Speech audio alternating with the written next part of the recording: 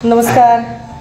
शिवसेना उद्धव बाळासाहेब ठाकरे पक्षाच्या वतीने आपल्या सर्व इलेक्ट्रॉनिक तथा प्रिंट माध्यमांच्या मान्यवर प्रतिनिधींचे मनपूर्वक स्वागत आहे.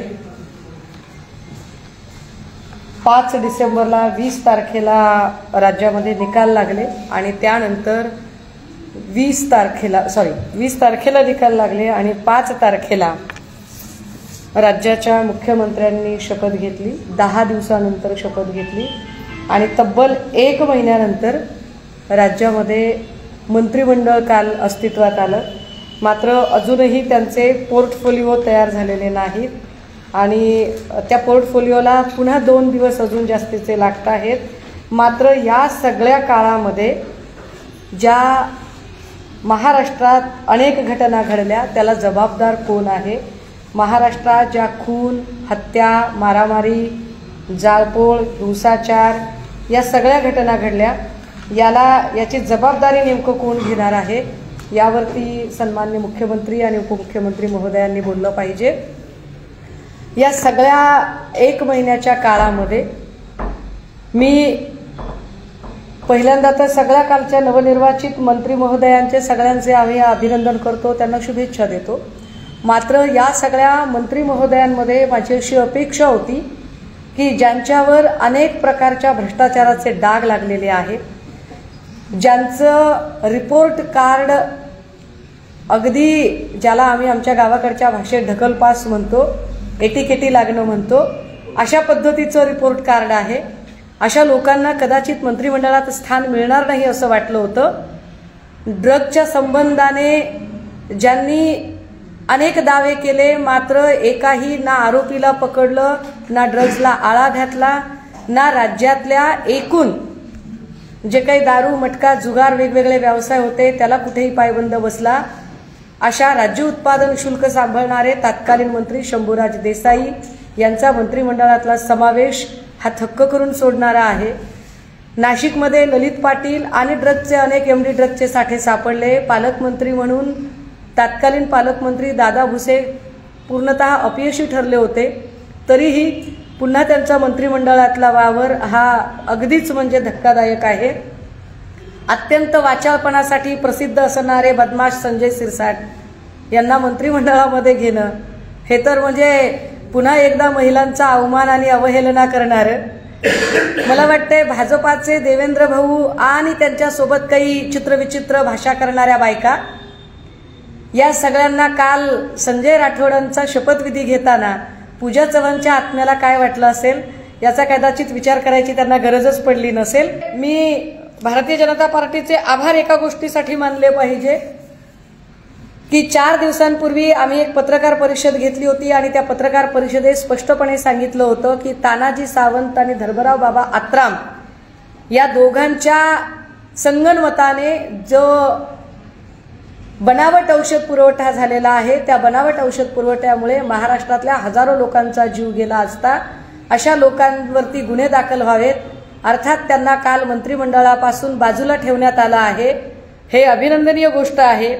मात्र 11 महिन्यापूर्वी ज्या औषध घोटाळ्याच्या संबंधाने रिपोर्ट आला होता शासनाकडून, ज्याच्यामध्ये विशाल ॲक्वेटिक्स, काबीज जेनरिक्स आणि इतर एक अशा 3 कंपन्यांकडून औषध खरेदी झाली होती.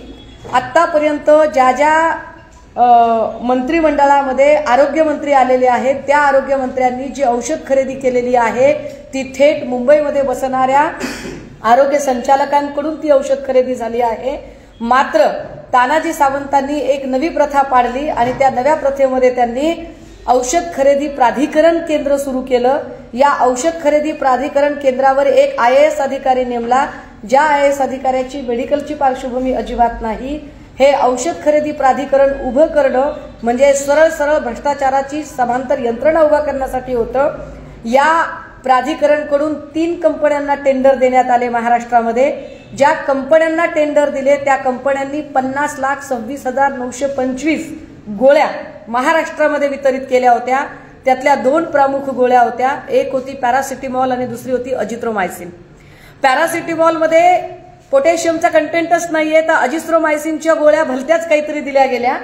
या अजिथ्रोमायसिनच्या गोळ्यामुळे जवळपास 150 पेक्षा अधिक लोकांना जेव्हा संसर्ग झाला आणि त्याचे नमुने तपासले गेले तेव्हा लक्षात आलं की या सगळ्या गोळ्या बनावट पद्धतीच्या आहेत आणि मग त्या मेडिकल हॉस्पिटल्सच्या सगळ्या डीनने आयुक्तांना कळवलं की हा पुरवठा तात्काळ बंद करा. पुरवठा बंद केला गेला, गुन्हे दाखल झाले. पण अंबाजोगाई ज्या 3 कंपन्यांवर गुन्हे दाखल झालेत त्यातल्या 2 कंपन्यांवर आधीच भिवंडीत गुन्हे दाखल झाले होते. आधीच भिवंडीत ज्या कंपन्यांवर गुन्हे दाखल झाले त्या कंपन्यांना तत्कालीन आरोग्यमंत्री तानाजी सावंत यांनी पुन्हा नव्याने टेंडर दिलंच कसं काय? बरं, या 3 कंपन्यांना ज्या गुन्हे दाखल झाले आहेत त्यांना पाठवायचं कुठं नोटीस? तर नोटीस पाठवायला पत्ताच नाही, कारण कंपनीच अस्तित्वात नाही. प्रश्न असा निर्माण होतो की जी कंपनी अस्तित्वात नाही त्या कंपनीला कशासाठी म्हणून त्या कंपनीचं त्यांनी टेंडर पारित केलं. तर त्या कंपनीला सर्टिफाईड ज्यांनी केलेलं आहे ते सर्टिफाईड करणारी यंत्रणा जी आहे ती अन्न औषध प्रशासन विभागाची आहे आणि अन्न औषध प्रशासन विभागाने या लोकांना प्रमाणित करताना किमान त्या कंपन्या अस्तित्वात आहेत का नाही हे तरी बघायला हवं होतं. हे लॅबचे सगळे सॅम्पल रिपोर्ट स्वामी रामानंद तीर्थ मेडिकल कॉलेज अंबाजोगाई जिथे रुग्णांना संसर्ग झाला त्यांचं पत्र, त्यासोबतच एफडीएने काय पद्धतीने राजकारण केलं आणि अर्थात हे सगळे पैसे या 3 पैकी 2 कंपन्या गुजरातच्या आहेत. पुन्हा याचं गुजरात कनेक्शन येतं. राज्यभरात एवढ्या सगळ्या जर गोळ्या गेल्या असतील तर या गोळ्यांचं करायचं काय? यामध्ये हे सगळे धर्मराव बाबा आत्रामने दिलेली प्रमाणपत्र, ज्या कंपन्या न तपासता प्रमाणपत्र दिलेली आहेत, ही प्रमाणपत्र देता कशी काय तुम्ही? आता त्यांचं असं म्हणणं आहे की आम्ही त्यांना मंत्रिमंडळातून बाजूला ठेवलंय. होय, तुम्ही मंत्रिमंडळातून त्यांना बाजूला ठेवलं, but it is not enough. आता या लोकांवरती तुम्ही गुन्हे दाखल करावे लागतील. काल जर शपथ घेताना सगळ्या मंत्र्यांनी सांगितलेलं असेल की मी भारतीय संविधानाला स्मरण करून शपथ घेतो की कुणाबद्दलही अधिकचा ममत्व भाव किंवा आकसभाव न बाळगता निदर्शनास आणून दिलेली कामे पार पाडेन, तर तुमच्या निदर्शनास आम्ही हे आणून देतोय. आता तुम्ही अधिकचा ममत्व भाव बाळगाल का? पोर्टफोलिओमध्ये ज्यांना कुणाला आरोग्य खातं मिळेल आणि ज्यांना कुणाला अन्न औषध प्रशासनचा कारभार मिळेल त्यांनी या सगळ्या प्रकरणाची पुढे काय वासलात लावायचे आहे हे सुद्धा कळलं पाहिजे. आणि तिकडे लक्षवेधी मांडू देत नसाल तर या प्रकरणावर मुख्यमंत्र्यांनी आपली भूमिका काय आहे ती भूमिका स्पष्ट केली पाहिजे, कारण हा हजारो लोकांच्या जीवाशी खेळ होता. या संबंधाने असणारे डॉक्युमेंट प्रिंट मीडिया आणि आपण सगळे घेऊ शकाल. याला जबाबदार कोण त्याचं उत्तर दिलं गेलं पाहिजे. दुसरा मुद्दा महत्वाचा असा आहे की 1 महिन्यापासून राज्यामध्ये मंत्रिमंडळ अस्तित्वात नाही, गृह खातं अस्तित्वात नाही आणि गृह खातं अस्तित्वात नसताना राज्यामध्ये 2 महत्वाच्या मुद्दे आपल्याकडे लक्षात आले पाहिजेत की मुंबईमध्ये ड्रग्ज न मिळाल्यामुळे 2 मुलांनी आत्महत्या केली.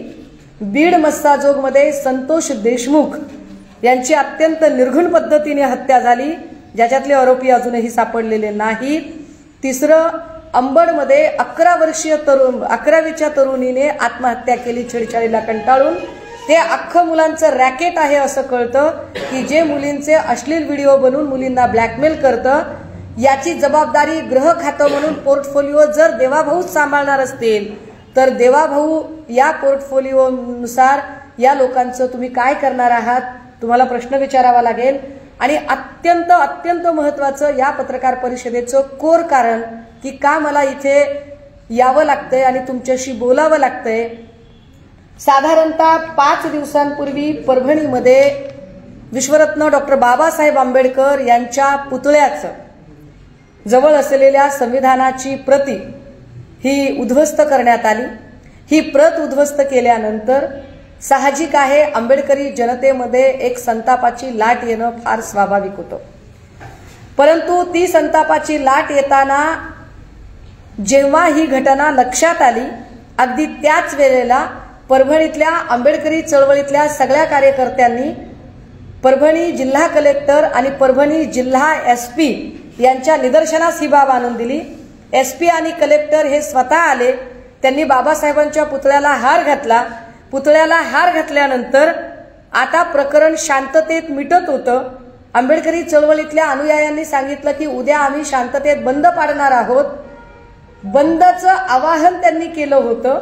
मात्र त्याच वेळेला एका दुसऱ्या घटनेकडे फार दुर्लक्ष केलं जातंय की त्याच्या ज्या दिवशी बंदचं आवाहन केलं होतं त्याच दिवशी भारतीय जनता पार्टीकडून बांगलादेशीय हिंदूंच्यासाठी बंदचं आवाहन केलं गेलं होतं, मोर्चाचं आवाहन केलं गेलं होतं आणि बांगलादेशीय हिंदूंच्यासाठी बंद आणि मोर्चाचं आवाहन करणारे लोक जे होते त्यातल्या काही लोकांनी जाणीवपूर्वक गळ्यामध्ये निळे गमछे टाकून परभणीमध्ये अशांतता निर्माण करायचा प्रयत्न केला.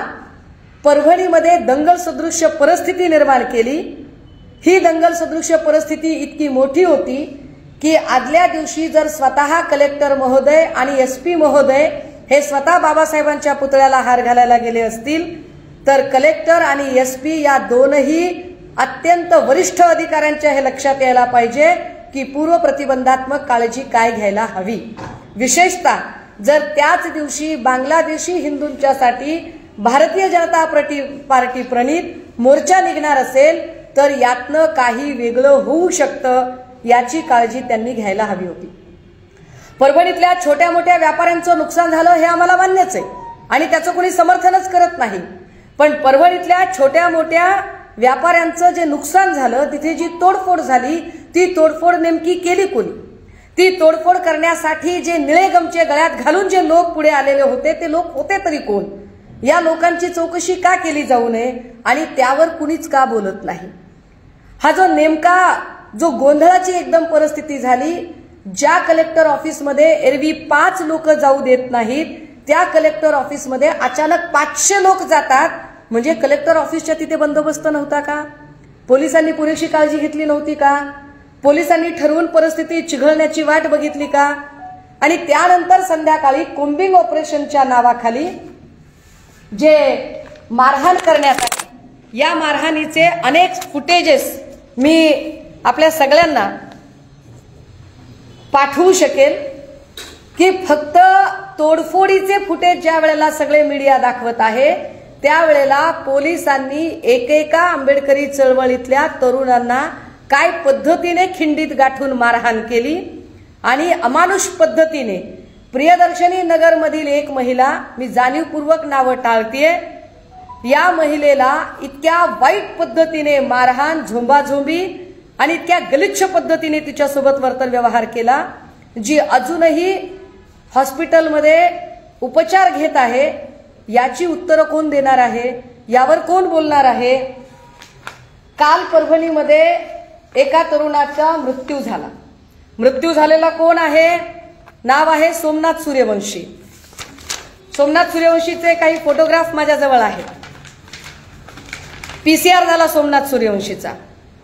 ही सोमनाथ सूर्यवंशीला झालेली मारहाण, काय पद्धतीचा मार लागलाय, ही कोणती अमानुष पद्धत होती? पीसीआर मध्ये तुम्हाला वाटेल त्याला तुम्ही पकडला, तुमचा नाकर्तेपणा झाकला. पोलिसांवर जेव्हा चौफेर टीकेची झोड सुरू झाली तेव्हा पोलीस स्वतःचा नाकर्तेपणा झाकण्यासाठी अशा पद्धतीने अमानुष मारहाण करतात. त्याच्या डोक्यावर मार असतो, त्याच्या अवघड जागेच्या ठिकाणी मार असतो, त्याच्या पाठीवर आणि छातीवर मार असतो आणि हा सगळा मार झाल्यानंतर त्याला एमसीआर होतो. एमसीआरच्या नंतर कोण आहे हा सोमनाथ सूर्यवंशी? हा लॉचा स्टुडंट आहे. हा होता का तिथे? नाही. हा तिथलं व्हिडिओ फुटेज रेकॉर्ड करत होता. पोलीस एकाला बेदम मारहाण करत होते आणि जेव्हा पोलीस बेदम मारहाण करत होते त्यावेळेला हा तिथला व्हिडिओ रेकॉर्ड करत होता. का रेकॉर्ड करत होता? त्याला काय उत्सुकता होती व्हिडिओ रेकॉर्ड करायची? हा लॉचा स्टुडंट आहे. हा लॉ 3rd इयरचा स्टुडंट आहे. लॉ 3rd इयरच्या स्टुडंटला वाटलं की हे कायदाबाह्य चाललेलं आहे, हे इल्लीगल चाललेलं आहे, म्हणून त्याने व्हिडिओ रेकॉर्ड करायला सुरुवात केली आणि त्याला पीसीआर होतो. इतक्या बेदम पद्धतीने मारहाण केली जाते. मारहाण करणारे अधिकारी आहेत पीआय शरद मरे, पीएसआय तुरनर, एलसीबीचे पीआय श्री गोरगान. मला देवाभाऊंना प्रश्न विचारायचे. मी भाऊ म्हटलं पाहिजे ना आपल्याला. होय, आम्ही आमच्याकडून अत्यंत मैत्रीपूर्ण नम्रतेने आणि या राज्याचे पालक म्हणून तुम्हाला आवाहन करतोय. तुम्हाला खरंच राज्यामध्ये शांतता हवी आहे, तुम्हाला खरंच राज्यातल्या प्रत्येकाला न्याय द्यायचा आहे, तुम्ही पुन्हा आलात ते आम्हाला न्याय देण्यासाठी आलेला आहात ना, तर मग पीआय शरद मरे, पीएसआय तुरनर, एलसीबी पीआय गोरगान या 3 पोलीस अधिकाऱ्यांच्या तात्काळ सस्पेंड ऑर्डर आम्हाला पाहिजेत. हे 3 अधिकारी तात्काळ निलंबित झाले पाहिजेत आणि या 3ही पोलीस अधिकाऱ्यांची तात्काळ चौकशी लागली पाहिजे. ज्या 3 पोलीस अधिकाऱ्यांनी एका माणसाचा जीव घेतला, त्याला इतकी बेदम मारहाण केली, त्यानंतर त्याचा एमसीआर झाला. एमसीआर मध्ये 16 तारखेसाठी मॅटर ठेवलं होतं. 16 तारखेला खरं तर त्याच दिवशी व्हायला पाहिजे होती जमानत, पण त्यांनी सांगितलं की तुझी 16 तारखेला जमानत होईल. कोर्टाने सांगितलं की हा सत्र न्यायालयाचा विषय आहे, त्यामुळे सत्र न्यायालयापुढे 16 तारखेला मामला ठेवला जाईल. परंतु त्याला मार एवढा होता आणि त्याला मेडिकलचे उपचार मिळाले नाही, ज्यामध्ये या सोमनाथ सूर्यवंशीचा मृत्यू झालाय. सगळं वकील संघटन त्याला भेटायला गेलं होतं. कुठली गुन्हेगारी पार्श्वभूमी नाही, कुठल्याही आंदोलनात कशातही हा बिचारा नव्हता, तरीही त्याला जर अशा पद्धतीने जर अमानुष पद्धतीने मारहाण केली जात असेल, त्याचे आय कार्ड मी आपल्याला लॉचे द्यायला तयार आहे. त्याचे सगळे किती लोकांवर तुम्ही कारवाई केली. जर तुम्ही एवढ्या सगळ्या पोरांवर कारवाई करणार असाल, कोम्बिंग ऑपरेशनच्या नावाखाली जर एवढ्या सगळ्या पोरांचं आयुष्य भविष्य जर पोलीस बर्बाद करणार असतील, तर निष्पाप जीवांना मारहाण करणाऱ्या पोलिसांचे जे फुटेज आम्ही सादर करतोय त्यांना सुद्धा सस्पेंड करावं लागेल, त्यांची सुद्धा वेगळी चौकशी करावी लागेल. परभणीचं जाळपोळ प्रकरण हे कृत्रिम पद्धतीने तणाव निर्माण करण्यासाठी आणि जिल्ह्यात अशांतता निर्माण करण्यासाठी माझा स्पष्ट आरोप आहे की परभणीमध्ये जे काही लोक निवडून आलेले होते, मग ते भाजपचे असतील, परभणी जिल्ह्यातले भाजपचे, शिंदे गटाचे आणि अजून काही अजितदादा गटाचे, जे हे लोक वेगवेगळे निवडून आले, मग ते रत्नाकर गुट्टेंच्या सकट सगळे लोक असतील, जे कोणी हे लोक निवडून आले, मंत्रीपदासाठी दुसरा कसा मंत्री कुचकामी ठरू शकतो आणि मी कसा मंत्री होऊ शकतो, यासाठी म्हणून एकमेकांना शहकाटशह करण्याच्या नादात यांनी परभणी अशांत केली. याला मंत्रिमंडळ विस्ताराची सुद्धा पार्श्वभूमी होती आणि या शहकाटशहच्या नादामध्ये इथल्या चळवळीतल्या लोकांचं, या पोरांचं यांनी नुकसान केलं. ज्या पोरांवरती गुन्हे दाखल केले याच्यामध्ये ऋतिक उजगरे, तुषार कांबळे, सोमनाथ धोत्रे, संजय खिल्लारे, याच्यासोबतच आकाश अंभोरे, आकाश उजगरे, तुषार सोनकांबळे, रत्नदीप कांबळे, नागेश पैठणे, सुनील भालेराव, रमाकांत हजारे, विजय वावळे, योगेश चव्हाण, इतर 40 ते 50 सगळी शिकणारी मुलं आहेत. तुम्ही म्हणताय ना, काल शपथ घेताना सगळ्या मंत्र्यांनी सांगितलं की अधिकचा आकसभाव आम्ही बाळगणार नाही. हा कुठला आकसभाव आहे तुमचा की शिकणाऱ्या पोरांवर तुम्ही एवढे गुन्हे दाखल करता? ही कोणती पद्धत आहे तुमची कामाची? याच्यामध्ये एफआयआर करता जो झालेला आहे तो पोलीस नाईक बाबासाहेब आशुर्बा बिक्कड, वय वर्ष 40, police Naik, buckle number 889, Nanalpeth, Parbhani, जो माणूस याच्यामध्ये आरोपी झालेला आहे. याच्यातलं दुसरी एफआयआर, या दुसऱ्या एफआयआर मध्ये जे लोक आहेत याच्यामध्ये म्हणजे किती एफआयआर कराव्यात, किती लोकांवर गुन्हे दाखल करावे हे नाही सांगितलं. बांगलादेशी हिंदूंना वाचवण्यासाठीचा मोर्चा म्हणून जी लोक भाजपने बाहेर काढली, ही लोक निळे गमचे गळ्यात घालतात आणि निळे गमचे गळ्यात घालून परभणीतल्या या सगळ्या लोकांमध्ये तोडफोड आणि सुरू करतात आणि बदनाम जर ते चळवळीला करत असतील तर अशा लोकांचा बिमोड झाला पाहिजे. यामध्ये ज्या लोकांवरती, या सगळ्यांचे पोर्टफोलिओ बघा तुम्ही ज्यांच्यावरती गुन्हे दाखल केलेत याच्यातला कुणीतरी सराईत गुन्हेगार आहे का? विजय वाकोडे, कोण आहेत विजय वाकोडे? अरे विजय वाकोडे हा जुना पॅन्थरचा माणूस.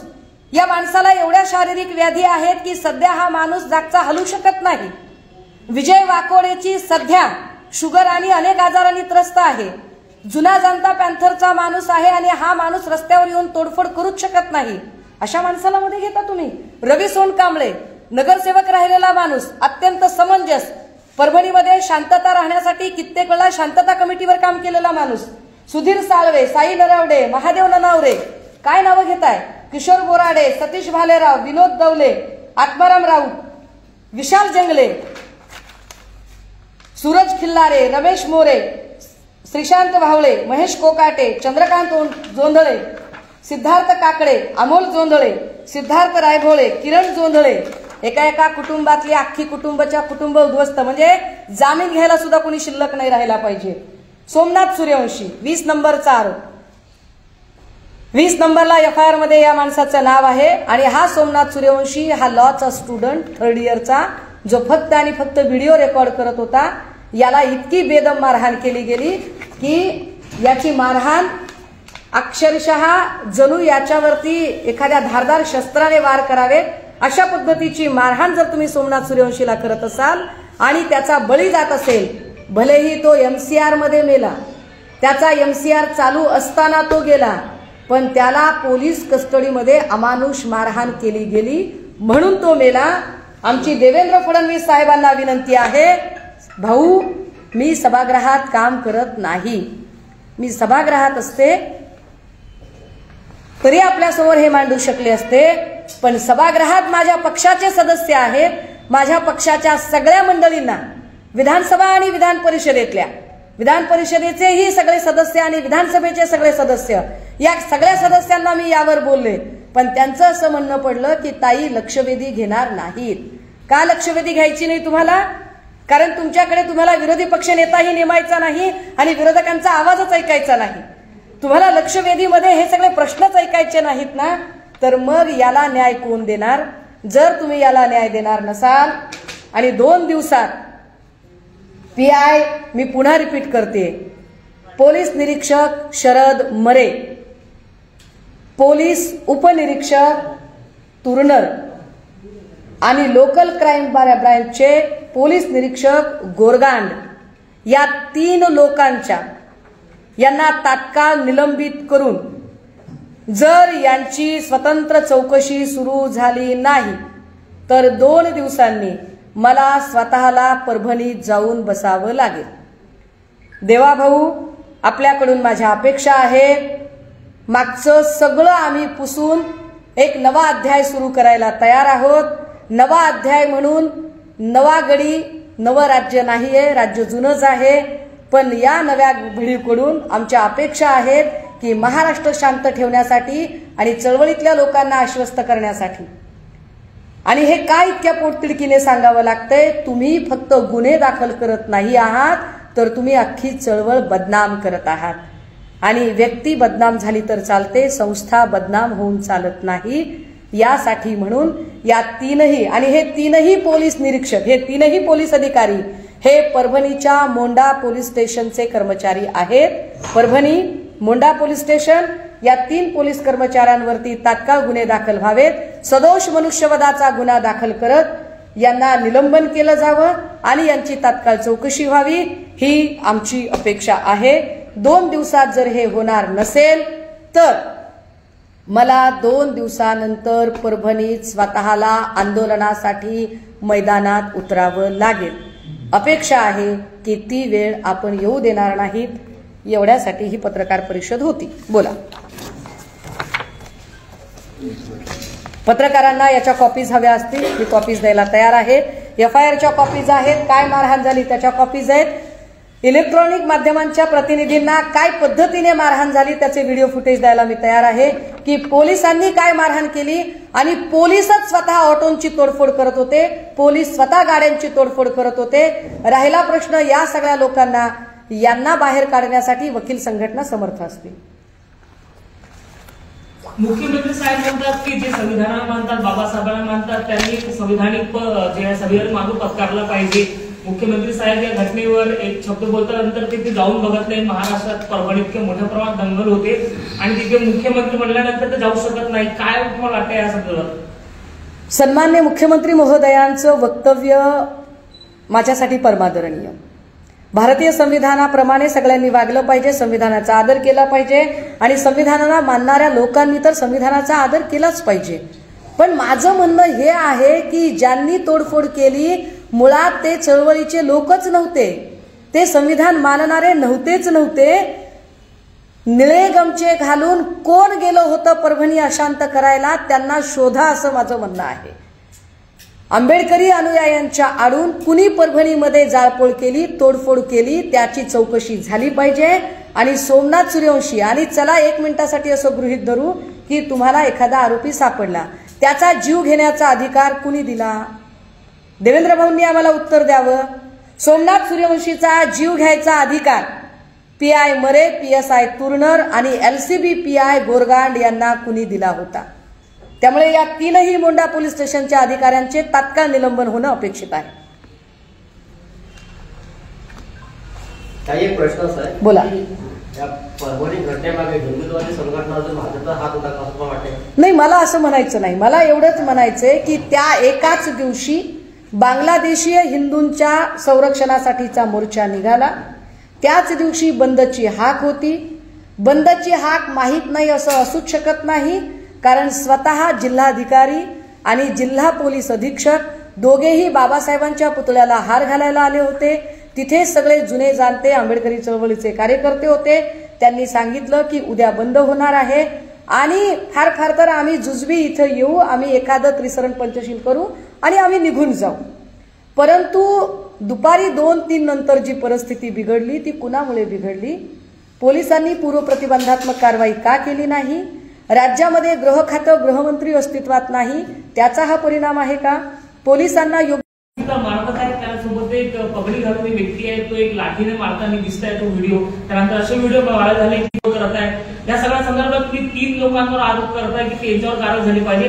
त्या पोलिसांवर काय त्यांनी घरात ऐका, आता माझ्या समोर आयडेंटिफाय झालेले 3 पोलीस अधिकारी आहेत, शरद मरे, तुर्नर आणि गोरगांड. मी या तिघांना, जे की पोलीस कस्टडी PCR झाला त्यावेळेला या सोमवंशीला मारहाण करण्यासाठी, त्याला पकडण्यासाठी आणि ज्यांच्या अखत्यारीत, ज्यांच्या अधिकार क्षेत्रात हे झालेलं आहे, हे तिघं जे आयडेंटिफाय झाले त्या 3 अधिकाऱ्यांची मी थेट नावं घेतलेली आहेत. उर्वरित जे पोलीस कर्मचारी आहेत त्यांचे व्हिडिओ फुटेजही मी तपासायला अजून मी त्याच्या संबंधाने निवेदन देते. आणि हे सगळे लोक आयडेंटिफाय करण्याची जबाबदारी ही डिपार्टमेंटची असेल. ते आयडेंटिफाय करण्याची जबाबदारी सन्मान्य मुख्यमंत्री महोदयांची आहे. सन्मान्य मुख्यमंत्र्यांना माझी विनंती असेल, याची डिपार्टमेंटल चौकशी करू नका. कारण डिपार्टमेंटल चौकशी जेव्हा होते तेव्हा डिपार्टमेंटचा माणूस डिपार्टमेंटच्या माणसाला वाचवायचा प्रयत्न करतो. त्यामुळे डिपार्टमेंटल चौकशीची मला अपेक्षा नाहीये. डिपार्टमेंटच्या बाहेर त्रयस्थ अशी याची वेगळी CID चौकशी करा आणि काय ते आम्हाला तुम्ही न्याय द्या.